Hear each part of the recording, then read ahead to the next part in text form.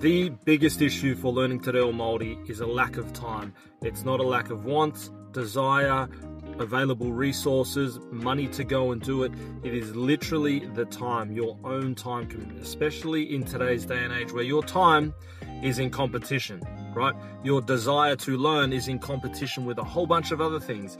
Work, kids, your second job that you now have to do, maintaining connections with people, your physical health, your spiritual health, all of those domains, they're all competing for your time. So one thing you can do, rather than trying to reschedule your entire calendar, is pick one thing, one small thing from these 5 topics and implement that straight away. So what are the 5? Reading, writing, speaking, listening, and watching. If you can find one small action to take within one of those domains every day and consistently, that will be your first step to success. That will then be the platform from which you can build. You've taken the first step. Once you've done that consistently, then you can look at the next step, then the next step, then the next step.